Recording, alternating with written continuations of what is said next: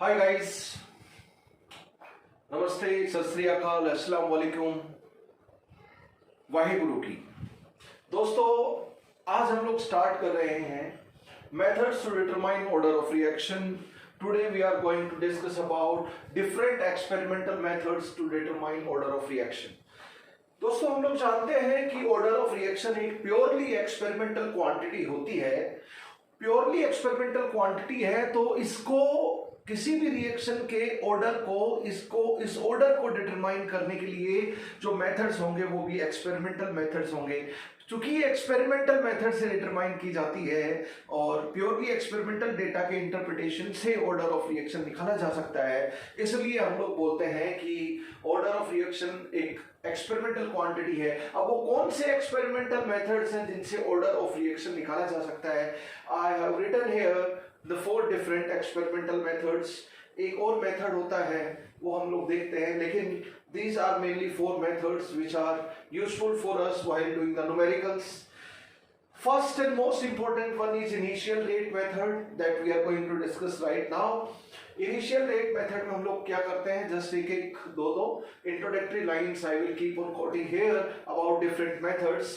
Initial rate method of order determination में दोस्तों हम लोग बात करते हैं, डिफरेंट एक्सपेरिमेंट करवाते हैं। एक रिएक्शन है, एक्सपेरिमेंट 1 में रिएक्टेंट कुछ लिए, rate of reaction experimentally measure किया गया। अब इनिशियल कॉन्सेंट्रेशन हमें परफेक्टली एक्यूरेसी के साथ पता होती है, तो हम इनिशियल यानी कि just at the beginning of reaction reactant की कॉन्सेंट्रेशन हमें प्रिसाइजली पता है, रेट ऑफ रिएक्शन में हमने एक्सपेरिमेंटली मेजर कर लिया। फिर दूसरा एक्सपेरिमेंट किया, फिर बिल्कुल बिगिनिंग में इनिशियल कॉन्सेंट्रेशन हमें ज्यादा एक्यूरेसी के साथ पता है और फिर इनिशियल रेट मेजर कर लिया। तीसरा एक्सपेरिमेंट किया, फिर रिएक्टेंट की अलग से इनिशियल कॉन्सेंट्रेशन ली, फिर थर्ड एक्सपेरिमेंट का इनिशियल रेट मेजर किया गया।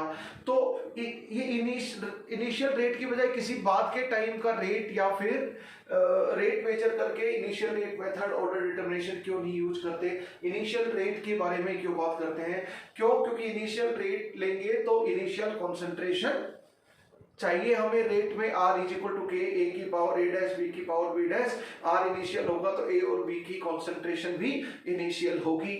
अब इनिशियल कॉन्सेंट्रेशन जैसे रिएक्शन में लेते हैं, हम रिएक्टेंट रखते हैं तो इनिशियली तो हमें बिल्कुल परफेक्टली प्रिसाइजली एक्यूरेटली हमें पता रहती है उनकी, हम मेजर कर सकते हैं तसल्ली से। इसलिए ज्यादा एक्यूरेसी के लिए हम रेट को इनिशियली मेजर करते हैं, क्योंकि इनिशियल कॉन्सेंट्रेशन हमें अच्छी तरह एक्यूरेसी के साथ पता रहती है। इसलिए इस मेथड को इनिशियल रेट मेथड बोलते हैं, क्योंकि इनिशियल रेट मेजर करने में आपका फायदा है, एक्यूरेसी है।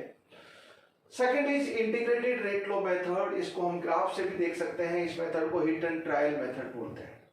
ऑर्डर हमें निकालना है, हम इस ऑर्डर को अभी नहीं पढ़ सकते। After 1 or 2 lectures we will do numericals on this method, integrated rate law method। कि integrated rate law हम अभी तक हमने differential rate law equation पढ़ी है, इंटीग्रेटेड रेट लो इक्वेशन नहीं पढ़ी। डिफरेंशियल रेट लो किसी भी रिएक्शन के लिए हम लोग लिखेंगे, किसी भी ऑर्डर ऑफ रिएक्शन के लिए उसको इंटीग्रेट कर देंगे तो वही differential rate law equation integrated rate law equation में कन्वर्ट हो जाएगी। We will be looking at it in detail, क्योंकि अपने सिलेबस में मेजर गेम है वो इंटीग्रेटेड रेट लो इक्वेशन का है। So dear friends, integrated rate law method hit and trial method इसलिए बोलते हैं क्योंकि पहले हमारे सिलेबस में सबसे ज्यादा प्रोबेबिलिटी है फर्स्ट ऑर्डर का न्यूमेरिकल आए, फिर जीरो ऑर्डर का, फिर सेकेंड ऑर्डर का, और बाकी सब ऑर्डर की प्रोबेबिलिटी बहुत निल है, ऑलमोस्ट निल है। तो सबसे पहले हम फर्स्ट ऑर्डर की इंटीग्रेटेड रेट लो इक्वेशन होगी, उसमें पुट करके देखेंगे डेटा। अगर बात बनी तो ठीक है, नहीं तो वो ट्राई फेल होगी। फिर जीरो ऑर्डर की इंटीग्रेटेड रेट लो इक्वेशन में पुट करके देखेंगे डेटा। कॉन्सेंट्रेशन और टाइम का डेटा दिया हुआ होता है इंटीग्रेटेड रेट लो मेथड से क्वेश्चन करने के लिए। तो जीरो ऑर्डर में इक्वेशन अगर वो डेटा सेटिस्फाई कर रहा है, फिट बैठ रहा है तो बेस्ट फिट है जीरो ऑर्डर इक्वेशन के लिए, तो हम बोलेंगे जीरो ऑर्डर की रिएक्शन है, अदरवाइज उसको भी मारेंगे काटा। तो हम एक ऑर्डर को हिट करेंगे, ट्राई करेंगे उसको, अगर बात बनती है तो ठीक है, नहीं तो हम दूसरे ऑर्डर को ट्राई करेंगे, नहीं तो तीसरे ऑर्डर को ट्राई करेंगे। सबसे पहले फर्स्ट ऑर्डर की इंटीग्रेटेड रेट लो इक्वेशन में डेटा फिट करके देखेंगे, डेटा पुट करके देखेंगे हम लोग। If it satisfies well and good, it is first order reaction, तो ऑर्डर निकल गया हमारा। if it is not satisfying, then we will put in zero order integrated rate law equation. Then on putting the data, if that equation satisfies or approximately gives the same result time and again, then we say it is zero order reaction. Otherwise we will try second order reaction, so on so as दूसरे order में try करेंगे, या objective है तो जो जो option में दे रखे हैं वो ऑर्डर ट्राई कर सकते हैं. तो एक ऑर्डर को हिट करेंगे, उसको ट्राई करेंगे, बात नहीं बनी तो दूसरे ऑर्डर को इक्वेशन को हिट करेंगे, उसको ट्राई करेंगे, एंड वो इक्वेशन होगी integrated rate law equation. Just introductory things about this methods. तो जब इंटीग्रेटेड रेट लॉ इक्वेशन पढ़ लेंगे सो मेरे बच्चों, तब हम इंटीग्रेटेड रेट लॉ इक्वेशन की बातें करेंगे. हाफ लाइफ मेथड भी इंटीग्रेटेड रेट लॉ इक्वेशन पढ़ने के बाद ही करते हैं, हम लोग कर सकते हैं तभी, क्योंकि हाफ लाइफ से ही हमें पता चलता है, इंटीग्रेटेड रेट लॉ मेथड से ही हमें हाफ लाइफ का एक्सप्रेशन सभी ऑर्डर ऑफ रिएक्शन के लिए, सभी इक्वेशन के लिए मिलता है. Ostwald isolation method we can do right now. Ostwald isolation method में हम लोग क्या करते हैं, एक रिएक्टेंट को छोड़कर बाकी सब रिएक्टेंट को हम लोग एक्सेस में ले लेते हैं और उस एक पर्टिकुलर रिएक्टेंट की in different experiment concentration change करते हैं, और जैसे ही उसकी कॉन्सेंट्रेशन चेंज करते हैं तो order of reaction of that reactant, अगर हम इससे ऑर्डर निकालेंगे तो इससे ऑर्डर बिल्कुल सिमिलर तरीके से हमारा निकल जाएगा. हालांकि दोनों का एग्जीक्यूट, दोनों मेथड्स को एक्सपेरिमेंटली करने का वे अलग अलग है, no doubt about it. That's why different names are there. So right now we can discuss method first and method fourth for determination of order of reaction. So guys and girls, let us discuss first order for determination of order of first method for determination of order of reaction. Initial rate method for order determination.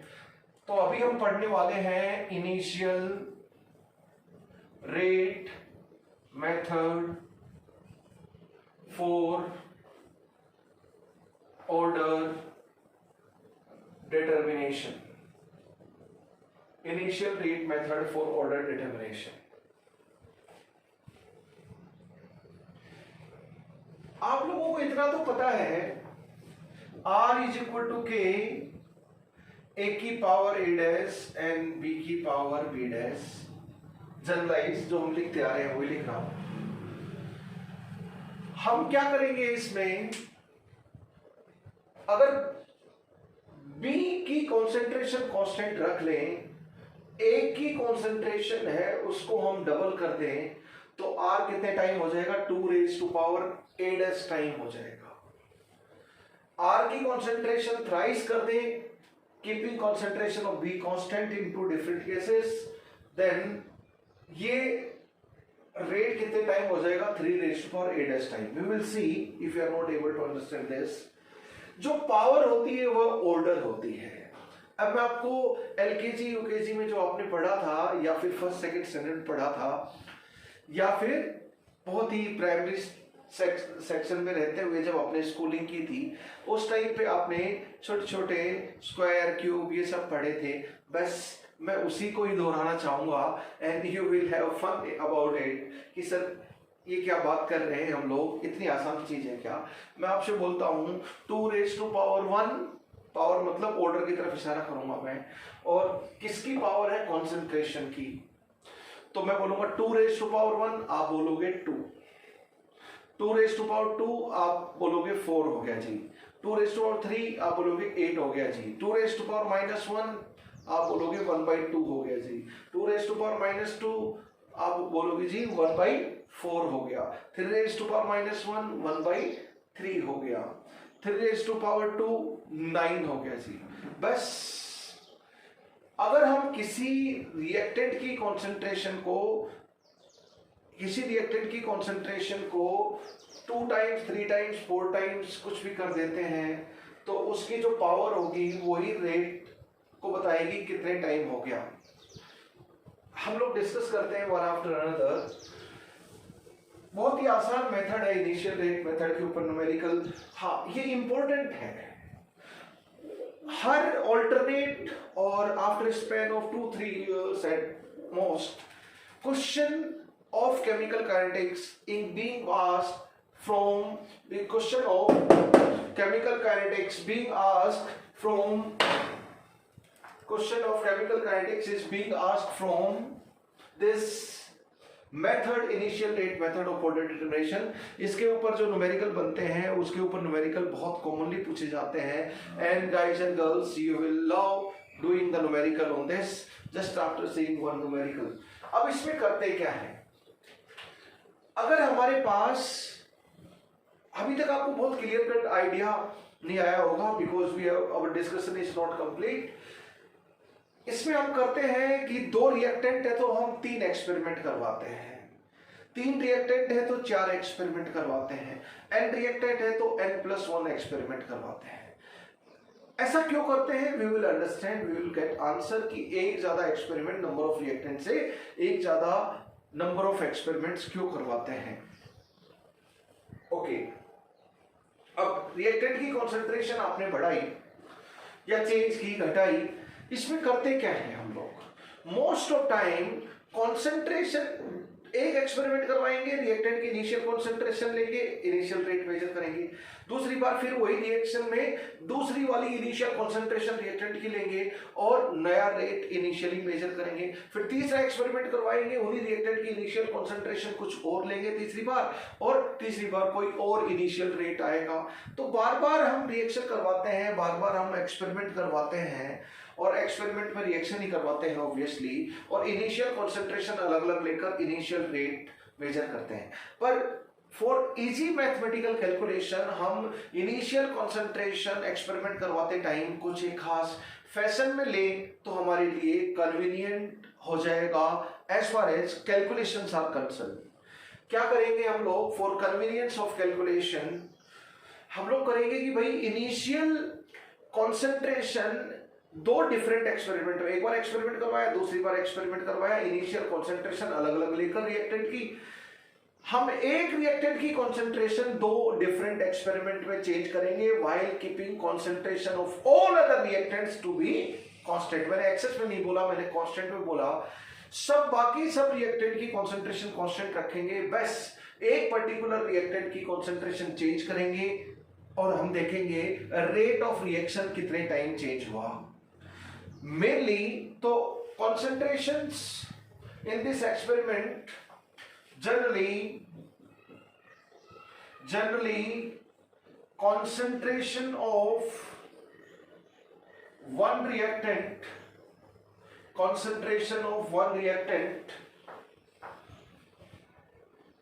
is changed while keeping concentration of all other reactants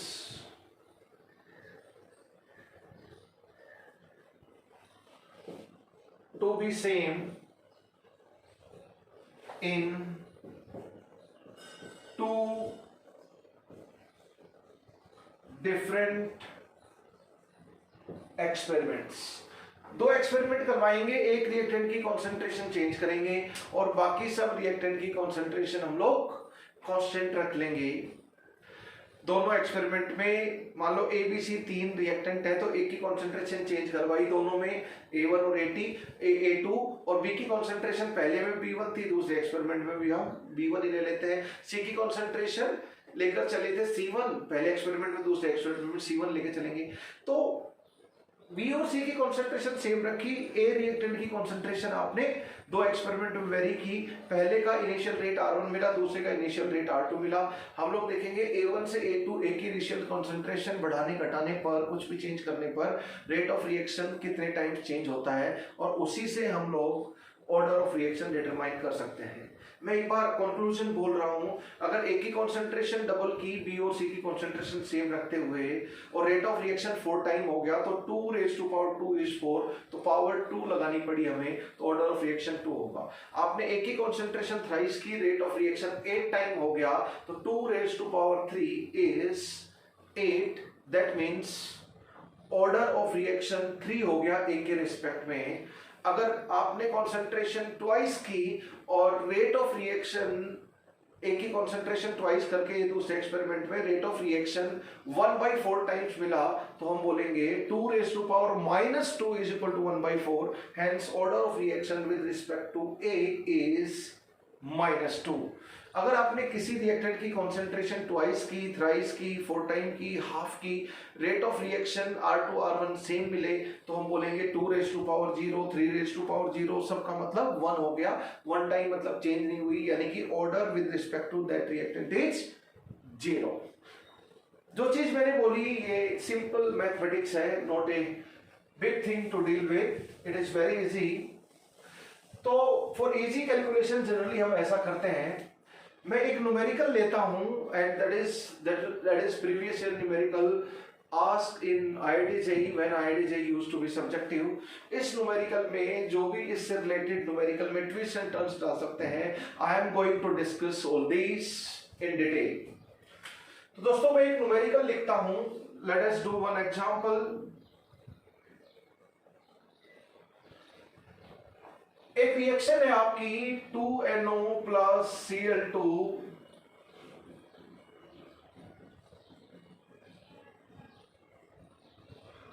2NO plus Cl2 giving 2NOCl at 295 kelvin. एक particular condition के ऊपर ये reaction हो रही है, temperature की condition के ऊपर। NO और Cl2 NOCl बनाया। इस रिएक्शन में हमने 3 एक्सपेरिमेंट किए। 2 रिएक्टेंट है तो कितने एक्सपेरिमेंट करेंगे दोस्तों? Experiment 1, experiment 2, experiment 3। यहां पे हम NO की इनिशियल कॉन्सेंट्रेशन ले रहे हैं, या Cl2 की लिख लो। यहां पे हम NO की इनिशियल कॉन्सेंट्रेशन ले रहे हैं और यहां पर हम इनिशियल रेट ले रहे हैं। इनिशियल रेट मोल पर लीटर पर सेकेंड यूनिट में दे रखा है, ये मोलर में दे रखी है initial concentration of heat. So experiment 1 करवाया आपने, एक पहली बार रिएक्शन करवाई एक्सपेरिमेंट 1 में, NO की कॉन्सेंट्रेशन और Cl2 की कॉन्सेंट्रेशन इनिशियल लेंगे और रेट ऑफ रिएक्शन हम इनिशियली मेजर कर लेंगे। तो NO की इनिशियल कॉन्सेंट्रेशन आपकी 0.05 मोलर ली, Cl2 की भी 0.05 मोलर ली, और रेट ऑफ रिएक्शन 1 × 10⁻³ मोल पर लीटर पर सेकेंड। अगर यूनिट ऊपर मेंशन कर दी तो यहाँ पे लिखने की जरूरत नहीं है। दूसरा एक्सपेरिमेंट करवाया, इस बार इसकी कॉन्सेंट्रेशन, NO की कॉन्सेंट्रेशन 0.05 मोलर ली, Cl2 की कॉन्सेंट्रेशन हमने थ्राइस कर दी पहले एक्सपेरिमेंट से। तो इनिशियल रेट एक्सपेरिमेंट की मेजर किया गया, तो मेरे बच्चों इनिशियल रेट 3 टाइम हो गया एक्सपेरिमेंट 2 में। तीसरी बार फिर एक्सपेरिमेंट करवाया गया, NO की कॉन्सेंट्रेशन इस बार दूसरे वाले एक्सपेरिमेंट से 3 और पहले वाले एक्सपेरिमेंट से भी 3 टाइम्स ले ली। Cl2 की कॉन्सेंट्रेशन पहले एक्सपेरिमेंट जितनी ही रखी तीसरे एक्सपेरिमेंट में भी। रेट ऑफ रिएक्शन इस बार मेजर किया गया इनिशियल कॉन्सेंट्रेशन लेने के बाद, जैसे रिएक्शन की तो experimental value of rate of reaction is 3 times the rate of reaction of second experiment and 9 times the rate of reaction of first experiment। इतना मिला इनिशियल। कॉन्सेंट्रेशन भी इनिशियल है और रेट भी इनिशियल है फॉर कन्वीनियंस ऑफ कैलकुलेशन। हमने ऐसा data लिया है, ऐसा डेटा IIT ने ऐसा डेटा दिया था। अब हमें कुछ क्वेश्चन निकालने हैं। 2 रिएक्टेंट है, 3 एक्सपेरिमेंट। अब हमें क्या क्या निकालना है? What we need to calculate? First thing, what is order of reaction? NO के रिस्पेक्ट में ऑर्डर बताओ, Cl2 के रिस्पेक्ट में ऑर्डर बताओ, and overall order of reaction बताओ। सेकंड, रेट लो इक्वेशन लिखो। जब ऑर्डर आ गई तो Cl2 और NO की पावर आ गई, तो रेट लो इक्वेशन तो अपने आप ही आ गई। Third, what is the value of rate constant with unit? and fourth, if initial concentration of NO is 0.01 molar and Cl2 is taken as 0.01 molar, then what is the initial rate of reaction? मान लीजिए experiment 4 करवाया जिसमें Cl2 की concentration भी 0.01 molar ले ली, NO की concentration भी, तो रेट क्या होगा? यानी कि इसकी कॉन्सेंट्रेशन 0.01 ली, इसकी कॉन्सेंट्रेशन 0.01 ली, तो रेट ऑफ रिएक्शन क्या है? This is the fourth part of the question, fourth part of the question. अब स्पेस कम है इसलिए मैं इसको रब कर देता हूं। एक्सपेरिमेंट 1 2 3 इसकी भी मैं हटा लेता हूं, आप लोग समझ गए। ऑर्डर ऑफ रिएक्शन, अब पहले तो हम लोग देखेंगे कि what is a generalised method. Board में पूछा जाए, बड़ा स्टैंडर्ड कॉमन मेथड, चाहे कैलकुलेशन ज्यादा है कम कैसे भी हो, तो वो तरीका हम लोग देखेंगे। बाद में हम लोग we will also talk about कि अगर कैसे भी डेटा हो इस तरह का, सिंपल 3 टाइम 2 टाइम इस तरह का डेटा ना हो, थोड़ा कॉम्प्लिकेटेड डेटा हो, 98% टाइम इसी तरह का ही सिंपल डेटा मिलेगा कैलकुलेशन के लिए। जिस तरह हम कैलकुलेशन देख रहे हैं तो हम पाएंगे कि calculation involved with this kind of data is very easy. 95% से ज्यादा इनिशियल रेट मेथड के न्यूमेरिकल में कैलकुलेशंस बहुत इजी मिलेंगी आपको व्हाइल डूइंग द क्वेश्चंस। तो दोस्तों मान लेता हूं ऑर्डर ऑफ रिएक्शन NO के रिस्पेक्ट में A है और Cl2 के रिस्पेक्ट में B है, तो रेट क्या हो जाएगा आपका? रेट इज इक्वल टू के Cl2 एंड NO। Cl2 के रिस्पेक्ट में ऑर्डर A मान लेते हैं, NO कुछ भी मान लो, X Y A B M N जो आपका मन है। A और B हम लोग ऑर्डर मान लेते हैं, Cl2 के रिस्पेक्ट में A और NO के रिस्पेक्ट में B। अब जब ये इनिशियल कॉन्सेंट्रेशन पुट करेंगे तो रेट भी इनिशियल होगा। ये किसी भी इंस्टेंट की कॉन्सेंट्रेशन होगी तो उसी इंस्टेंट का इंस्टेंटेनियस रेट होगा। रेट लो के स्टेटमेंट से हम लोग ये इन्फर कर सकते हैं। तो ये इनिशियल कॉन्सेंट्रेशन हम लोग पुट करेंगे, पहले एक्सपेरिमेंट का डेटा पुट करते हैं। तो रेट कितना है दोस्तों? 10⁻³ मोलर सेकेंड इनवर्स के, Cl2 की वैल्यू 0.05 और इसका कंसंट्रेशन की वैल्यू भी 0.05।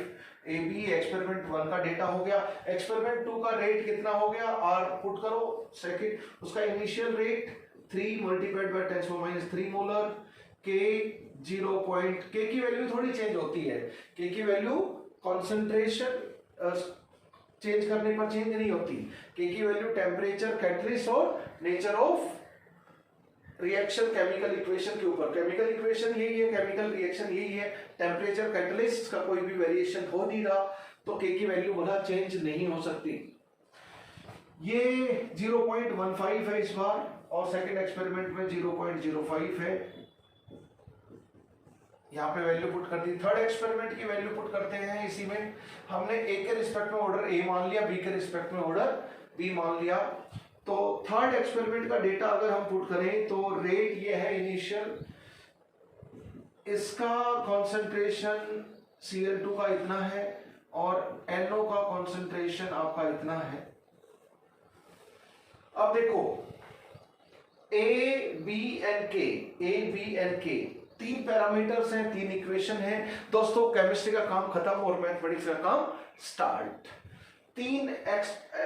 अब देखो हमें ऑर्डर निकालना होता है, 2 रिएक्टेंट है, 2 तो ऑर्डर हो गए A और B, एक रेट कांस्टेंट हो गया K, तो 3 चीज निकालनी है, तो 3 इक्वेशन चाहिए और 3 इक्वेशन कब होंगे? जब 3 रिएक्टेंट होंगे। 3 इक्वेशन कब होंगी? जब 3 एक्सपेरिमेंट होंगे।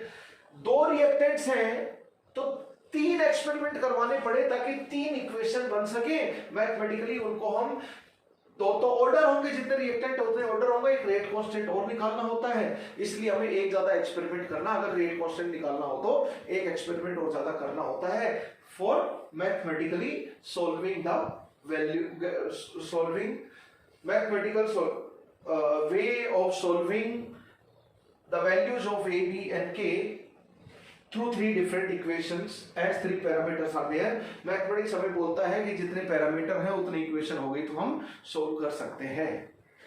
अब इन तीनों का अगर हम गेम देखें तो बहुत ही आसान है।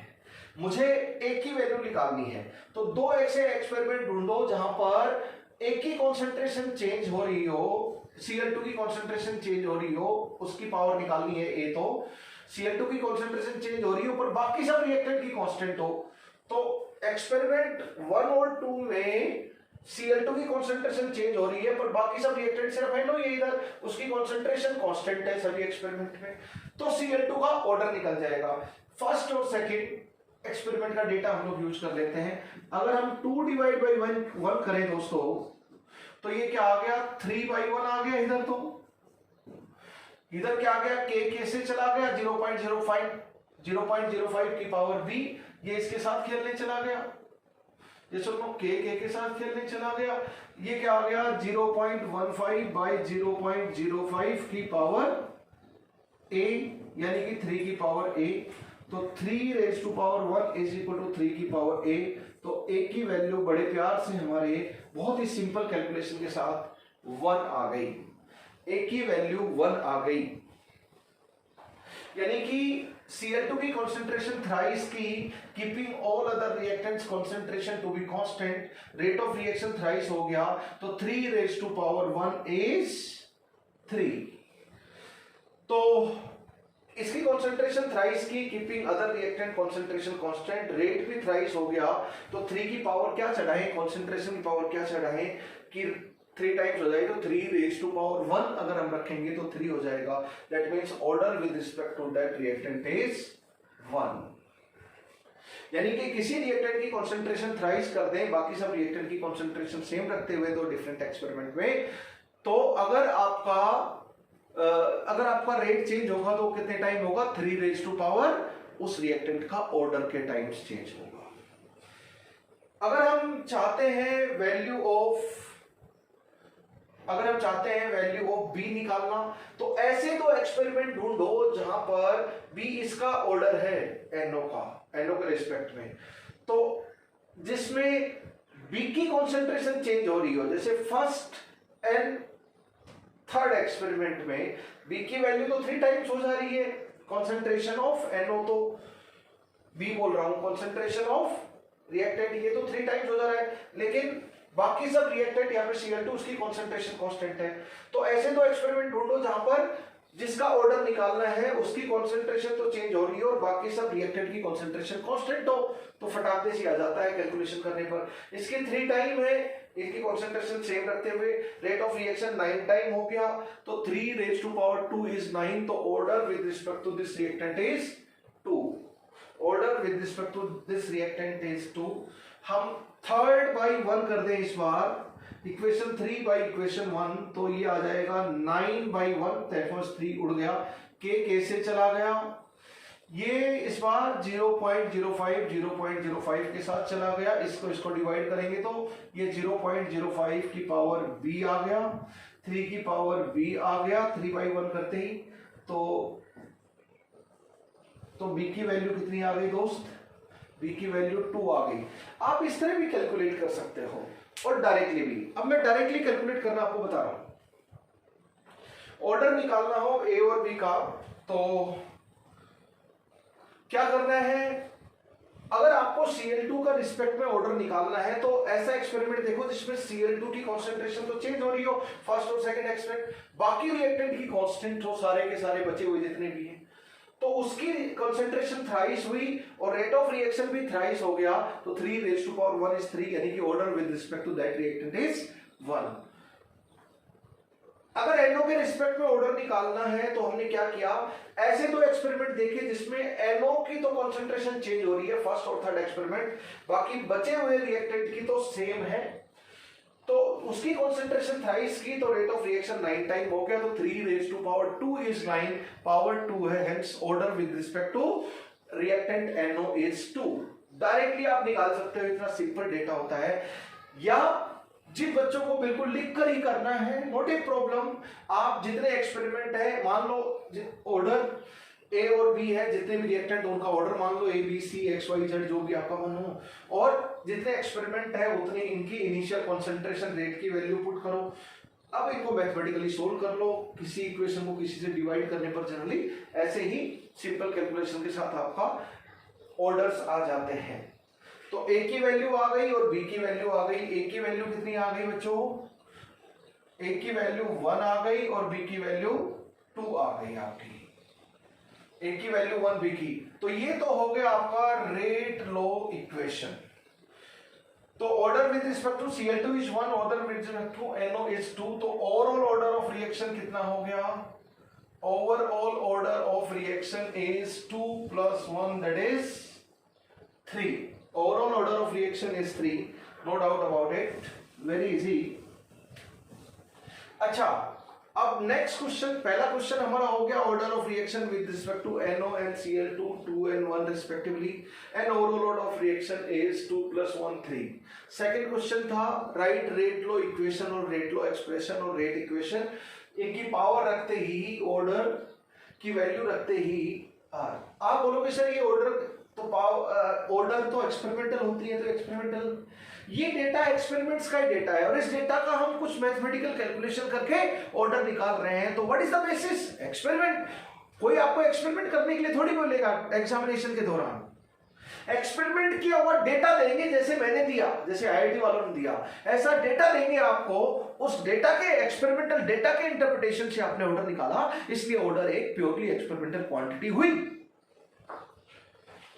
सो दिस इज ऑर्डर हो गया, रेट लो इक्वेशन भी हो गया, पावर चढ़ाते ही रेट लो एक्सप्रेशन आपका परफेक्ट आ जाता है। इसके बाद नेक्स्ट क्वेश्चन है what is the value of के।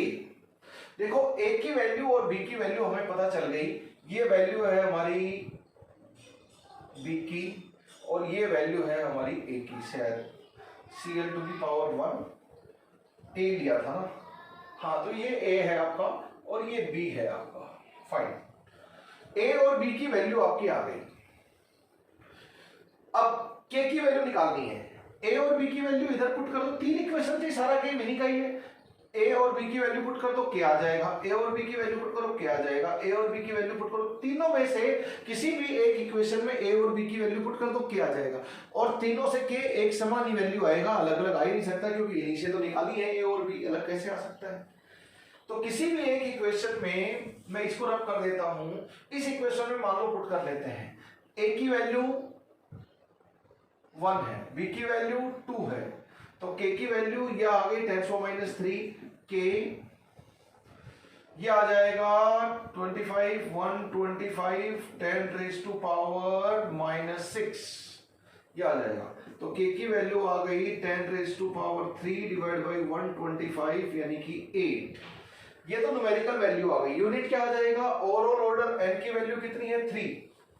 और क्या यूनिट होती है? Molar raise to power 1 minus n time inverse, और टाइम की जगह यहां पर सेकंड है तो सेकंड इनवर्स लिख देंगे। ऑर्डर 3 है तो ये आ जाएगा मोलर रेज टू पावर -2, या इसी को हम लिखें molar raise to power, molar को मोल पर लीटर, तो मोल लीटर सेकंड इनवर्स। ये के की वैल्यू हो गई। नेक्स्ट क्वेश्चन, अब लास्ट क्वेश्चन, जब NO और Cl2 की कॉन्सेंट्रेशन इनिशियली ये ले लेंगे तो what would be the rate of reaction, या किसी भी टाइम पे भी ले लें तो भी चलेगा। तो इस NO की कॉन्सेंट्रेशन दे दी, Cl2 की कॉन्सेंट्रेशन दे दी, के की वैल्यू हमें पता ही है, R पूछा है इस बार। इनिशियल कॉन्सेंट्रेशन है तो इनिशियल रेट आएगा बच्चों, तो R पूछा है, के की वैल्यू 8 है, निकाल चुके हैं हम। इस बार इसकी वैल्यू 0.01 दे दी, इसकी वैल्यू भी 0.01 दे दी, तो ये हो गया 8 × 10⁻6 मोलर सेकेंड इनवर्स रेट आ गया। तो ये रेट भी आ गया आपका। तो दोस्तों, जब इनिशियल रेट मेथड के न्यूमेरिकल करने हो तो बड़ा सिंपल तरीका होता है। इसी तरह के सिंपल क्वेश्चंस आएंगे। एक क्वेश्चन में मैंने जिस तरह की परम्यूटेशन कॉम्बिनेशन और जिस तरह की परम्यूटेशन कॉम्बिनेशन वो लगा सकते थे, वो एक आधा पॉइंट और डिस्कस करेंगे। Rest everything else is discuss already, we have considered while doing this question. इसी क्वेश्चन में हमने सब चीजें इन्वॉल्व कर ली। अब देखो, हो सकता है एक ट्विस्ट एंड टर्न क्या हो सकता है, एक दो चीजें और घुमा फिरा सकते हैं आपको। क्या लिख सकता हूं, rate of disappearance of A दे दें for example, rate of disappearance of A दे दें dNO/dt माइनस, मान लो इसकी वैल्यू दे दें वो, और रेट की वैल्यू ना दे, फॉर एग्जांपल रेट की वैल्यू ना दे, तो आर को क्या लिख सकते हैं हम, 1/2 rate of disappearance of NO, 1/1 rate of disappearance of Cl2 and 1/2 rate of appearance of NOCl/dt। अब ये इनिशियल रेट है तो ये सारे रेट भी क्या होंगे, इनिशियल ही होंगे। तो आपको ये इनिशियल रेट ना देकर आपको rate of disappearance of NO दे देंगे, यानी कि rate of reaction, initial rate of reaction of NO दे देंगे। तो अगर इसकी वैल्यू दे दी तो 1/2 से मल्टीप्लाई करके इसको 1/2 से, जैसे ये x1 x2 या r1 r2 r3 दे दिया, या x1 x2 x3 दे दिया, इनकी वैल्यू 3 एक्सपेरिमेंट में, तो क्या हो जाएगा, इधर x1/2 x2/2 x3/2। अब अगर रेट ऑफ रिएक्शन नहीं दिया इनिशियल रेट मेथड में, इनिशियल रेट ऑफ रिएक्शन, तो कोई बात नहीं, दूसरे रेट ऑफ अपीयरेंस और डिसअपीयरेंस दे देंगे प्रोडक्ट या रिएक्टेंट के रिस्पेक्टिवली, उनसे उनके रेट ऑफ डिसअपीयरेंस और रेट ऑफ अपीयरेंस से रेट ऑफ रिएक्शन निकाल लो, और फिर ओरिजिनल क्वेश्चन वही हो गया, रेट ऑफ रिएक्शन, फिर यही ऑर्डर मान के आप सोल्व कर लोगे। अब तीसरी चीज, एवरेज रेट भी दे सकते हैं। एवरेज रेट क्या होगा, स्टार्टिंग की कॉन्सेंट्रेशन दे देंगे NO की, 10 मिनट के बाद की दे देंगे, स्टार्टिंग की 0.1 मोलर, 10 मिनट के बाद की 0.01 मोलर, तो क्या हो जाएगा, फिर हम एवरेज रेट की बात करेंगे ना, delta NO by delta T, ये तो 10 मिनट का टाइम दे दिया, डेल्टा NO क्या हो गया, 0.1 माइनस 0.01 बाई 10 मिनट, ये इतना हो गया। अब सही में तो फाइनली है, इनिशियली है, इसलिए माइनस लगाते हैं, तो एवरेज रेट ले लेंगे हम लोग, कोई बात नहीं, इनिशियल जितने भी टाइम का रेट दे रखा है इस रेट की जगह पर हम एवरेज रेट से काम चलाएंगे, हालांकि वो सही नहीं है, ये इनिशियल रेट मेथड है, तो इनिशियल रेट ये होना चाहिए, बिल्कुल बिगिनिंग वाला इंस्टेंटेनियस रेट होना चाहिए, स्टार्टिंग के कुछ मिनट का कुछ सेकेंड का एवरेज रेट नहीं होना चाहिए आइडियली, बट ऐसा क्वेश्चन हो जाए तो you can do like this, because option नहीं होगा तो वैसा ही करना पड़ेगा। So guys and girls, rate of reaction, initial rate of reaction ना देकर initial rate of disappearance of reactant and appearance of product का रेट दे सकते हैं, तो उससे रेट ऑफ रिएक्शन निकालो, फिर क्वेश्चन वैसा ही हो जाएगा जैसे हमने किया है। Now the recap of complete story about initial rate method. Initial rate method में आपको करना कैसे होगा, इस तरह टेबुलर फॉर्म में या फिर लैंग्वेज फॉर्म में भी ये डेटा दे देंगे, और आपसे पूछेंगे what is the order of reaction, rate low, rate constant, सारी कहानी पूछ लेंगे। तो आपको क्या करना है, इनिशियल रेट मेथड में बिल्कुल अगर सब्जेक्टिव तरीके से क्वेश्चन करना चाहते हो तो वैसे ही करो जैसे हमने किया है अभी, बाद में इसको आप जो आपने ऑर्डर निकाला है वैसे भी निकाल सकते हो, just seeing the data without using pen and paper. Yes, तो क्या करोगे, Cl2 रिएक्टेंट की पावर चढ़ा लो, ABC रेट लो, एक्सप्रेशन जितने एक्सपेरिमेंट दे रखी है उसने इक्वेशन बनाओ और न्यूमेरिकल सोल्व करो।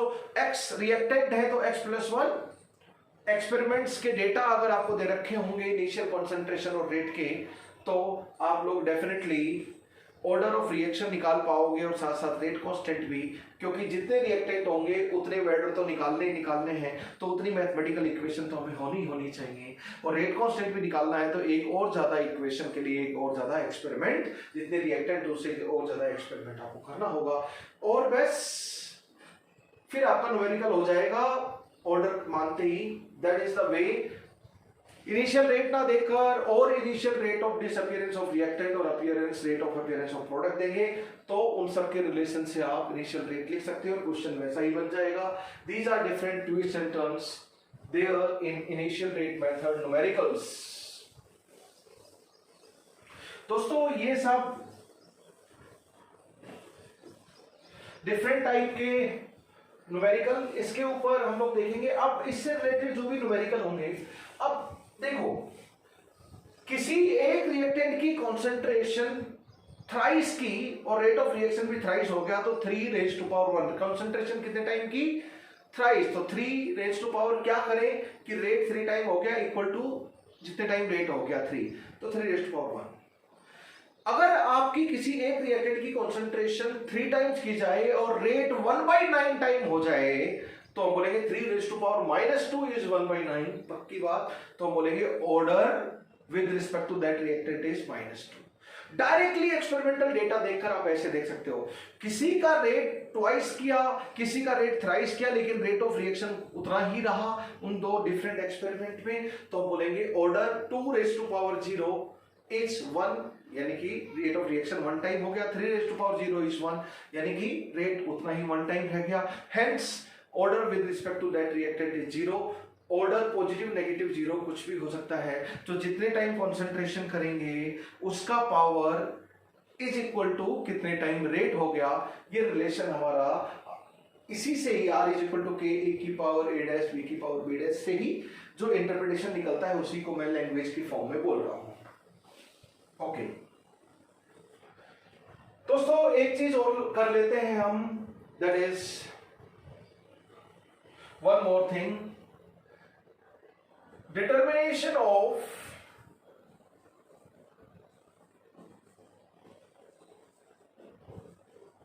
रेट लॉ या फिर ऑर्डर फ्रॉम मैकेनिज्म। किसी रिएक्शन का मैकेनिज्म आपको दिया हुआ होगा, उस रिएक्शन का ऑर्डर निकालना है या फिर रेट लॉ निकालना है। रेट लॉ आ गया तो जो पावर्स का समीशन है वही ऑर्डर है, यानी कि रेट लॉ और ऑर्डर तो दो अपना के एक ही बात हो गई। मैकेनिज्म दे रखा है, ऑर्डर ऑफ रिएक्शन पूछा है। दो तरह की सिचुएशन हो सकती है, आपको किसी रिएक्शन के लिए रेट लॉ दे देंगे यानी कि ऑर्डर दे देंगे इंडिविजुअल रिएक्टेंट का, और मैकेनिज्म प्रपोज करने के लिए बोलेंगे। ऐसे क्वेश्चन आपको almost with no chances you will find in the examination or in different study materials. But question just reverse, mechanism दे दिया और रेट लॉ और ऑर्डर पूछ लिया, जैसा कि मैंने टॉपिक लिखा। ऐसा क्वेश्चन बहुत कॉमनली पूछा जाता है, ऐसा क्वेश्चन बहुत कॉमनली पूछा जाता है। This is very common. तो बच्चों, डिटर्मिनेशन ऑफ रेट लॉ और order if mechanism of reaction is given में हम मैकेनिज्म देखेंगे। मैकेनिज्म क्या है? Step by step explanation, sequential step by step reactions, elementary reactions which are ultimately culminating into net chemical reaction is mechanism. So step by step explanation of a chemical reaction is its mechanism. Different step को हम elementary reaction बोलते हैं। तो जितने ज्यादा step होंगे, जितने ज्यादा elementary reaction होंगे, उतने ही ज्यादा आपके इंटरमीडिएट्स होंगे, उतने ज्यादा ट्रांजिशन स्टेट होंगे, जैसा कि आप लोगों ने देखा था। ओके, मैकेनिज्म आपको दे रखा है और रेट लॉ आपको निकालना है, ऑर्डर आपको निकालना है। इसमें देखो केस 1 एंड केस 2, दो केस रहेंगे क्वेश्चंस में। मैं कंक्लूजन बता रहा हूं, जिस तरह के न्यूमेरिकल आपको मिलेंगे। एक, किसी मैकेनिज्म में कौन सा स्लोवेस्ट स्टेप है, कौन सा आरडीएस है, rate determined step. RDS is specified. If RDS is specified, and second case if RDS is not specified.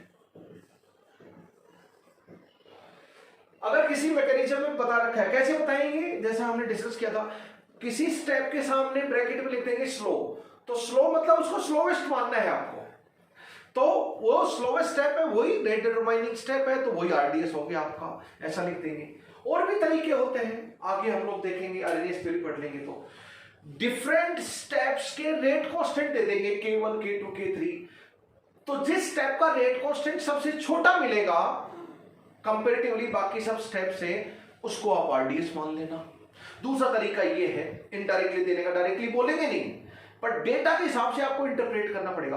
तो दो K1, K2, K3, K4 बहुत सारे रेट कांस्टेंट दे रखे हैं। मान लो K3 सबसे छोटा है, K1, K2 और K4 बड़े हैं K3 से, K3 सबसे छोटा है, तो हम बोलेंगे स्टेप 3 इज आरडीएस। और तीसरा तरीका देने का डेटा के हिसाब से, हर स्टेप की एक्टिवेशन एनर्जी दे देंगे, जिसकी एक्टिवेशन एनर्जी सबसे ज्यादा हो, E1 पहले स्टेप की एक्टिवेशन एनर्जी, दूसरे की E2, तीसरे की E3, चौथे की E4। एक्टिवेशन एनर्जी हरदम पॉजिटिव होती है, बाय चांस कभी जीरो भी हो सकती है, पर पॉजिटिव ही मिलेगी आपको न्यूमेरिकल करते टाइम, नेगेटिव का तो मतलब नहीं है। तो activation energy E1, E2, E3, E4 में मान लीजिए E3 सबसे बड़ी वैल्यू है, E1, E2, E4 छोटी है। तो जिसकी एक्टिवेशन एनर्जी सबसे बड़ी है जैसे E3, तो हम बोलेंगे स्टेप 3 आरडीएस है। तो रेट कैसे देंगे? आरडीएस इज स्पेसिफाइड, डायरेक्टली बोला हो, स्लो करके ब्रैकेट में लिखो, या स्लोवेस्ट या आरडीएस ही मेंशन हो, या फिर जिसका रेट कांस्टेंट सबसे छोटा हो, या फिर जिसकी एक्टिवेशन एनर्जी सबसे बड़ी हो, रेट कांस्टेंट और एक्टिवेशन एनर्जी का डेटा मेंशन हो, तो भी हम बता सकते हैं कि कौन सा स्टेप आरडीएस है। ये डिफरेंट तरीके होते हैं आरडीएस देने के while doing the numericals, but slow लिखेंगे ज्यादातर इस क्वेश्चन में आपको। दूसरा, आरडीएस इज नॉट स्पेसिफाइड, कोई इंफॉर्मेशन ऐसी आपको नहीं दे रखी जिससे हम आरडीएस बता सकें, तो आरडीएस इज नॉट स्पेसिफाइड। अब इसमें फर्दर दो सब केस हो जाएंगे, ए एंड बी। ए होगा RDS has reactants or products or catalyst only on reactant side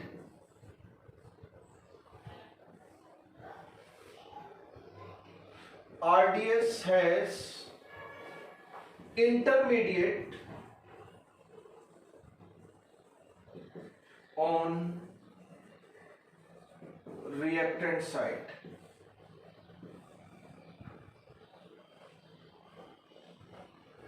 RDS इसमें फर्दर RDS ही दे रखा है, तो RDS में रिएक्टेंट साइड, जो RDS वाला एलिमेंट स्टेप होगा उसका रिएक्टेंट साइड का तो रिएक्टेंट हो, नेट कॉम्प्लेक्स रिएक्शन के या प्रोडक्ट हो या कैटलिस्ट हो, बस बाकी और कुछ नहीं हो। रिएक्टेंट, प्रोडक्ट और कैटलिस्ट तीनों भी हो सकते हैं, एक भी हो सकता है कॉम्प्लेक्स रिएक्शन में जो भी कैटलिस्ट है सिर्फ वो, और एक रिएक्टेंट भी हो सकता है, बाकी इंटरमीडिएट नहीं होना चाहिए। जब RDS में रिएक्टेंट साइड इंटरमीडिएट हो गई तो अलग सिचुएशन होती है, और इंटरमीडिएट नहीं हो, बाकी चीज हो, रिएक्टेंट, प्रोडक्ट हो, कैटलिस्ट, तो चलेगा। ये सिंपल होता है, इसमें थोड़ी सी कॉम्प्लिकेशन बढ़ जाती है। इसमें हम जो यूज करते हैं वो स्टेडी स्टेट अप्रोक्सीमेशन यूज करते हैं, स्टेडी स्टेट अप्रोक्सीमेशन यूज करते हैं। तो जब कोई मैकेनिज्म दे रखा हो और ऑर्डर पूछा हो इस तरह के न्यूमेरिकल में बच्चों, आप देखोगे कि उसमें आरडीएस मेंशन है या नहीं है। आरडीएस मेंशन है तो हम कैसे करेंगे, न्यूमेरिकल के through we are going to understand. RDS not mentioned है तो हम कैसे करेंगे, that is steady state experiment. What we mean by steady state? Steady मतलब कांस्टेंट, कांस्टेंट स्टेट के ऊपर क्या कांस्टेंट हो जाता है, इंटरमीडिएट की कंसंट्रेशन स्टेडी और कांस्टेंट हो जाती है, स्टेडी और कांस्टेंट हो जाती है। तो we will understand one by one. पर सबसे पहले जब मैकेनिज्म दे रखा हो, ऑर्डर ऑफ रिएक्शन पूछा हो, तो दोस्तों सबसे पहले ये देखेंगे कि आरडीएस मेंशन्ड है या नहीं है। अगर आरडीएस मेंशन्ड है, ज्यादातर आपको जो न्यूमेरिकल मिलेंगे इस टाइप के, जब मैकेनिज्म ऑफ रिएक्शन दे रखा होगा, ऑर्डर ऑफ रिएक्शन पूछा होगा, रेट लॉ पूछा होगा, तो 95% न्यूमेरिकल बिलोंग टू केस 1। आपको इसके न्यूमेरिकल मिले, इसके चांसेस निल हैं। आज तक आईआईटी नीट किसी में भी इस तरह का न्यूमेरिकल नहीं पूछा है। By chance they can ask numerical on this, पर ज्यादातर न्यूमेरिकल इसी पे टिके हुए होते हैं। ओके, अब मैं लेता हूं केस फर्स्ट का ए केस, सब केस ए, आरडीएस में रिएक्टेंट प्रोडक्ट। उससे पहले मैं एक नोट, रेट लॉ एक्सप्रेशन है, उसमें रिएक्टेंट्स हो सकते हैं, प्रोडक्ट्स भी हो सकते हैं, कैटलिस्ट भी हो सकता है, बट उसमें कभी भी इंटरमीडिएट नहीं हो सकता।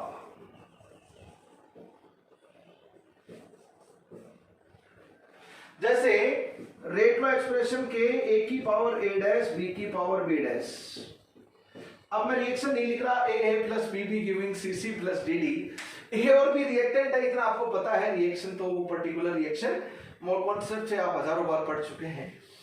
तो R इज इक्वल टू के ए की पावर ए डैश बी की पावर बी डैश, तो यहाँ पे ए और बी यानी कि रिएक्टेंट है रेट लॉ इक्वेशन में। रिएक्टेंट की जगह प्रोडक्ट आ गए तो भी ठीक है, और कैटलिस्ट आ गया तो भी ठीक है, लेकिन इंटरमीडिएट कभी नहीं आना चाहिए। रीजन, इंटरमीडिएट और ट्रांजिशन स्टेट कभी नहीं आ सकते, ना इंटरमीडिएट आ सकते हैं ना ही ट्रांजिशन स्टेट आ सकता है। रेट लॉ एक्सप्रेशन में इंटरमीडिएट और ट्रांजिशन स्टेट अगर आपने छोड़ दी और उसी को रेट लॉ एक्सप्रेशन मान लिया तो आप गलत हो, you are wrong, your answer is wrong. तो उस इंटरमीडिएट को किसी तरह हटाना होगा किसी मैथमेटिकल इक्वेशन से, और फाइनली रिएक्टेंट, प्रोडक्ट और कैटलिस्ट ही प्रेजेंट होने चाहिए फाइनल रेट लॉ एक्सप्रेशन में। तो final rate law expression of a reaction can have reactants, products और catalyst, but can never have transition state और इंटरमीडिएट, क्योंकि transition state hypothetical chemical species होती है। तो उसका क्या मतलब रेट लॉ इक्वेशन में होने का? इंटरमीडिएट रियलिस्टिक भी हो सकता है और हाइपोथेटिकल भी हो सकता है, इंटरमीडिएट ऑफ केमिकल रिएक्शन, इसलिए उसका होने का भी मतलब नहीं है, क्योंकि वो भी हाइपोथेटिकल हो सकता है। अगर हम इस पॉइंट ऑफ व्यू से सोचें तो definitely we can think about this. ये एक बहुत इंपॉर्टेंट नोट है जो सभी को ध्यान रखना है कि रेट लॉ एक्सप्रेशन जो फाइनल आपका आएगा, रेट लॉ एक्सप्रेशन पूछा है, उसमें रिएक्टेंट हो सकते हैं, प्रोडक्ट हो सकते हैं, कैटलिस्ट हो सकता है, बट मेरे बच्चों ट्रांजिशन स्टेट वो तो मिलेगी नहीं। वैसे आपको मैकेनिज्म में लिखते नहीं है ट्रांजिशन स्टेट, इंटरमीडिएट लिखते हैं, तो मान मेनली आपको इंटरमीडिएट नहीं होना चाहिए, बस इतना ध्यान रखोगे तो that will serve the purpose. Let me take example of this case so that we can understand it better.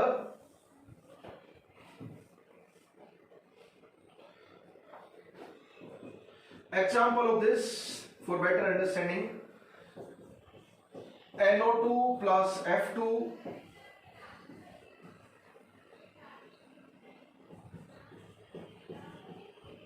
2NO2F, ये एक कॉम्प्लेक्स रिएक्शन है। इसका मैकेनिज्म कुछ ऐसे दे रखा है। Step 1 NO2 plus F2 NO2F plus F NO2 plus F giving NO2F.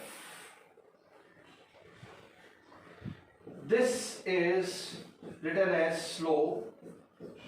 इसका rate constant K1, इसका K2।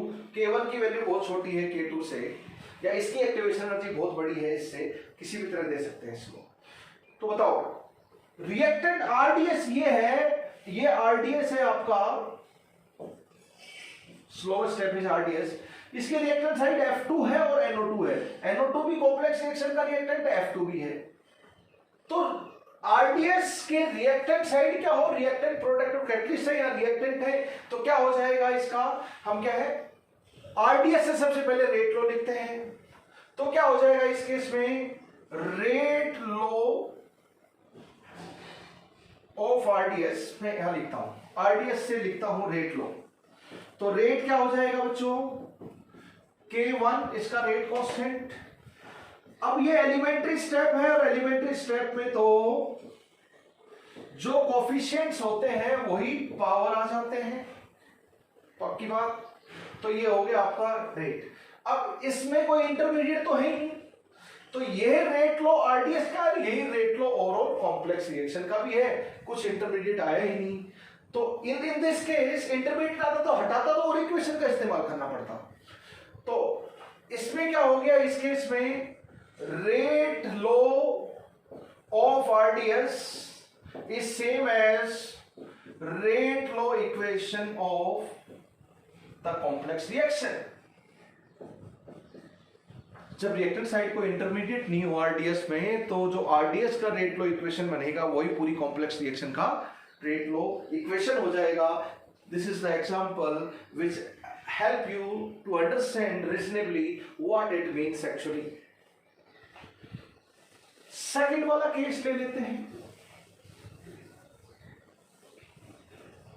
सेकेंड वाला case, RDS has intermediate on its reactant site। Rate determining step का जो रिएक्टेंट साइड है उस जगह कोई इंटरमीडिएट प्रेजेंट है, तो उस केस में जो आरडीएस का रेट लो इक्वेशन होगा वो पूरी रिएक्शन का रेट लो इक्वेशन नहीं होगा। उस केस में ये ट्रू नहीं होगा। कैसे? Let us understand through one example. देखो बच्चों, एक एग्जांपल लेते हैं हम लोग।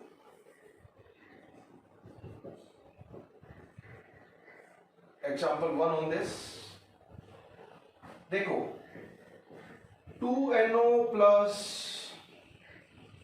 2H2 giving N2 plus 2H2, ये एक केमिकल रिएक्शन है, ठीक है। ये कॉम्प्लेक्स रिएक्शन है। क्या है ये? Complex reaction. अब इसका मैकेनिज्म दे रखा है, मैकेनिज्म दे रखा है और ऑर्डर पूछा है कोई स्टैंडर्ड टाइप का।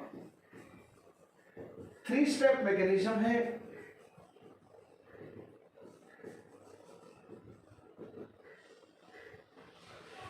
First is NO plus NO is N2O2। ये फास्ट एंड रिवर्सिबल स्टेप है। Rate constant of forward reaction KF1, rate constant of backward reaction KB1,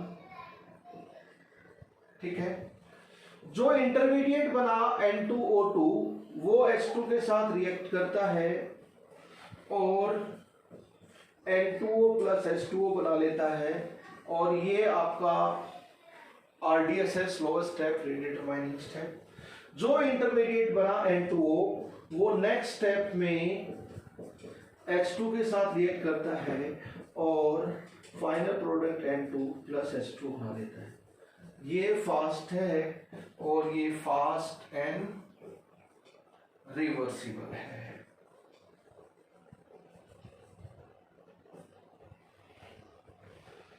इसका रेट कांस्टेंट K2 है और इसका रेट कांस्टेंट K3 है, ये दे रखे। तो बताओ N2O2 यहां पे प्रोड्यूस हुआ और अगली रिएक्शन में कंज्यूम हो गया, तो N2O2 इंटरमीडिएट है। N2O सेकंड स्टेप में प्रोड्यूस हुआ और थर्ड स्टेप में कंज्यूम हो गया, तो N2O क्या है? दूसरा इंटरमीडिएट। 3 स्टेप रिएक्शन है तो 2 इंटरमीडिएट है आपके।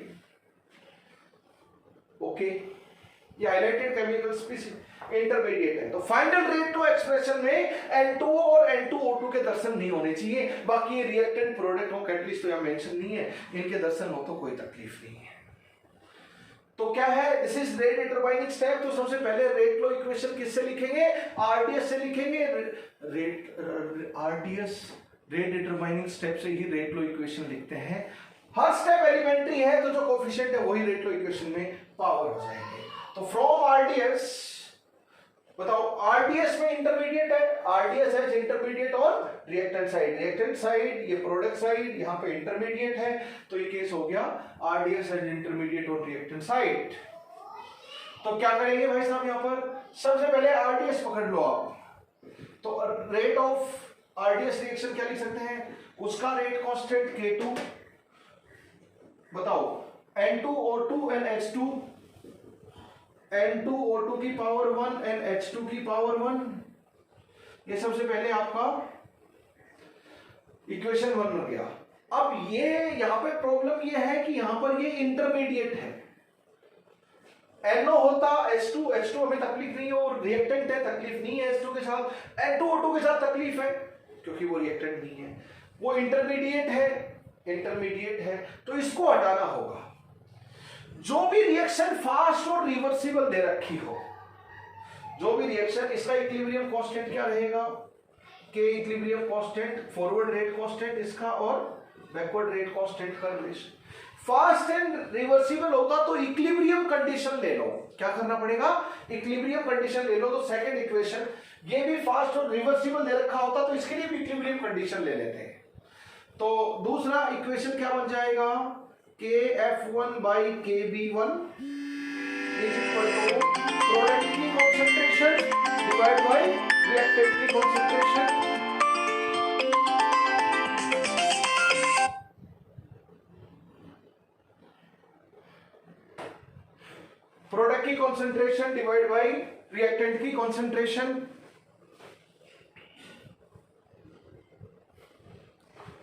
प्रोडक्ट की कॉन्सेंट्रेशन डिवाइड बाय रिएक्टेंट की कॉन्सेंट्रेशन।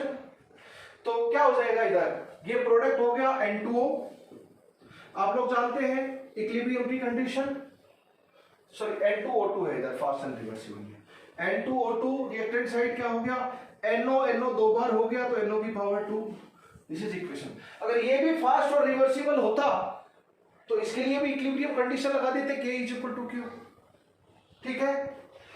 अब N2O2 इंटरमीडिएट इधर भी है, N2O2 इंटरमीडिएट इधर भी है, तो we can write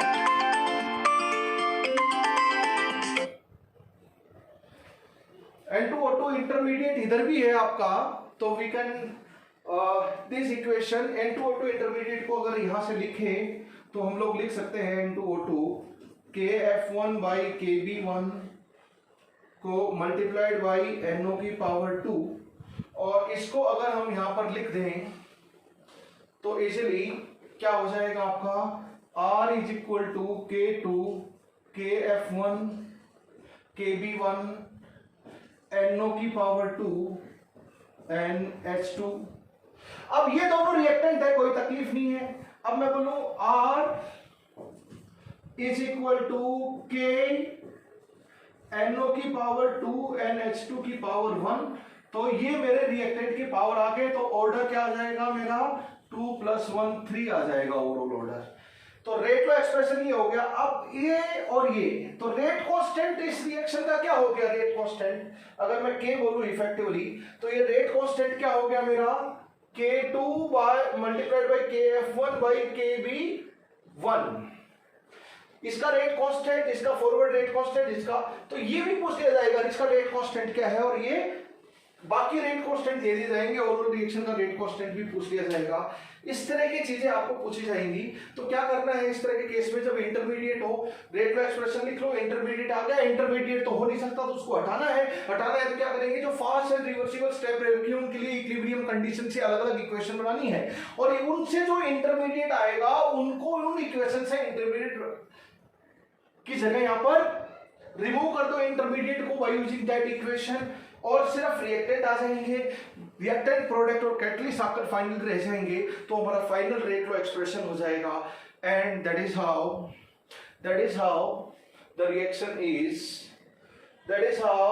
the reaction has its order finally.